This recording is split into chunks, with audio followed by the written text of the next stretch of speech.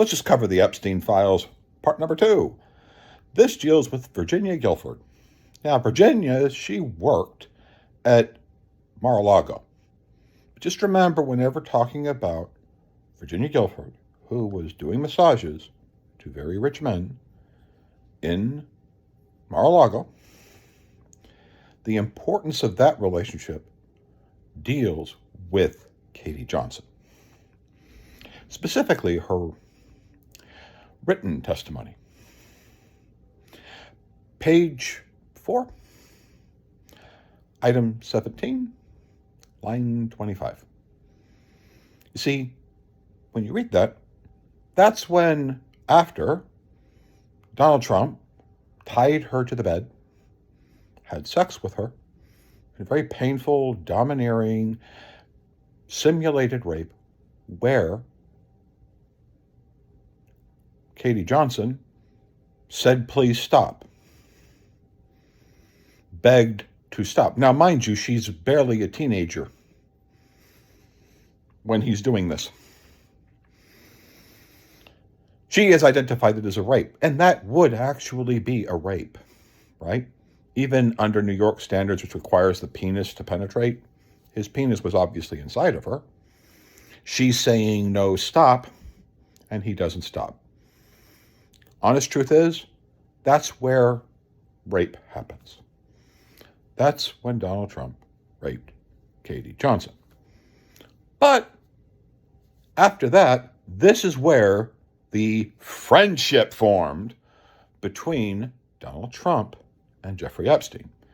Because Jeffrey Epstein didn't want his most favorite client, the person who was such a client that he literally set up shop a 17-minute walk from Trump Tower, where he kept a girl who Trump liked her dressing up like his daughter.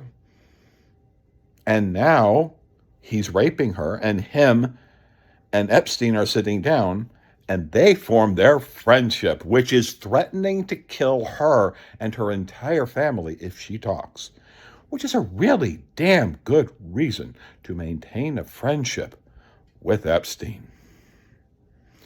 Because Epstein knows your dirty secret, and that dirty secret is, Trump, you raped a teenager.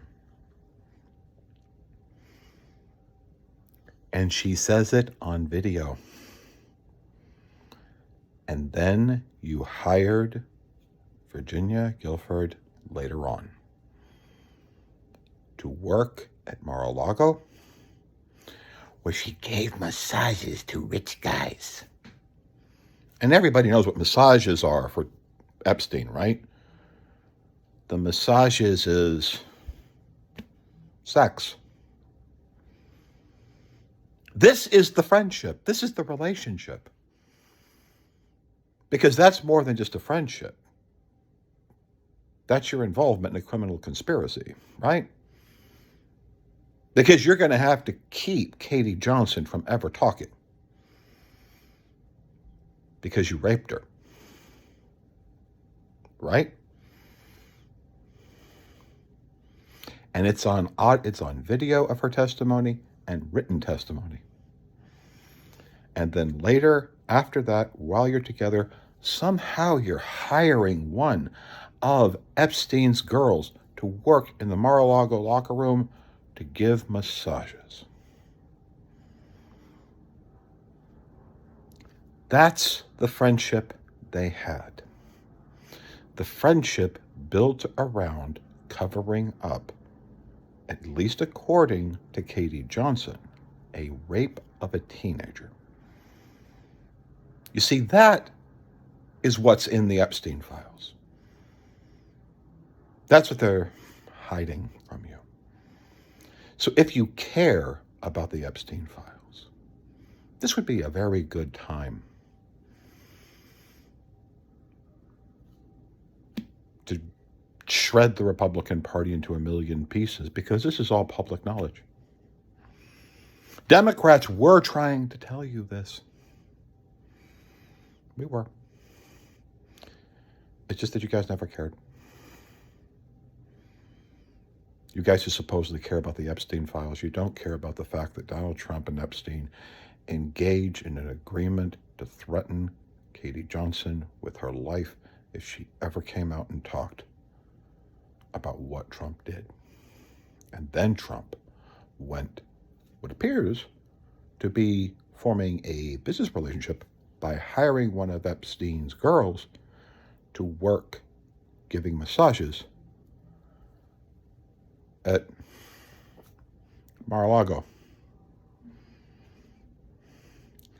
That's the Epstein files, all public record. It is just simply what's in there that would corroborate Virginia Giuffre's statement or that of Katie Johnson, two girls of Epstein that Trump was connected to over their relationship and over the time of the agreement that was made on that bed when Katie Johnson was probably crying over the fact that she was brutally violated by Donald Trump. That's what's in the Epstein files. Or at least it better fucking come out. We got to see the Epstein files. Because Virginia Giuffre killed herself. She's dead. She died without justice. And you people who supposedly give a shit about this stuff, do you? Because if you do, you will be relentless in demanding that justice and relentless in the Republican Party turning it over. Because there are other girls that are victims. And Donald Trump and Jeffrey Epstein formed a business relationship, apparently according to Katie Johnson's written testimony, around a threat of her life regarding a sexual assault of Donald Trump. At least that's in her testimony. Like, comment, subscribe.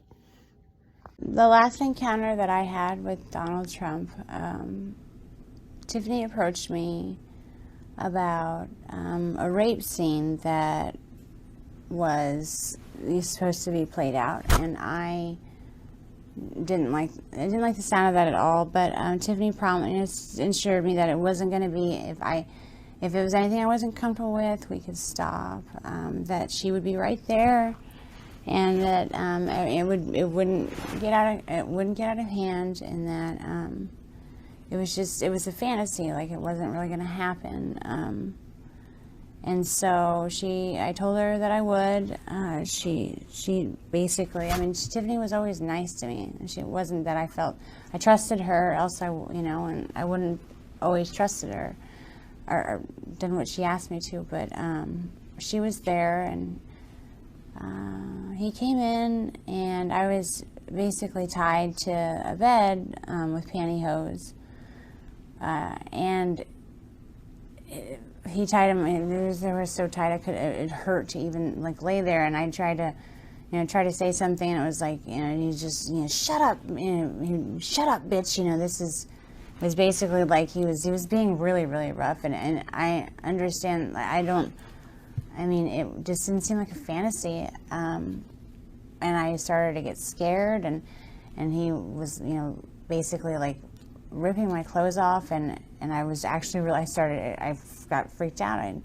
I told him that I didn't want to do this. I screamed over for Tiffany. She was like, Mr. Trump, she's only, this is scaring her. And he's like, oh, you shut up too. He just turned into this animal. It was like a completely different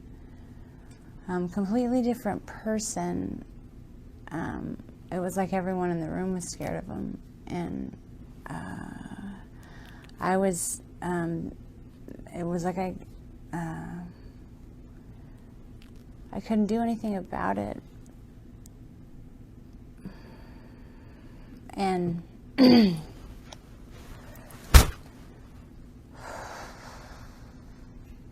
he ripped off all my clothes, and he started to basically have sex with me, and I was screaming because I'd never had sex before. It was my first time, and Tiffany was yelling at him too.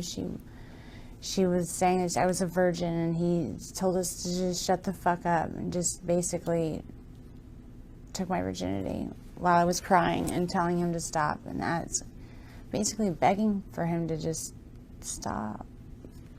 And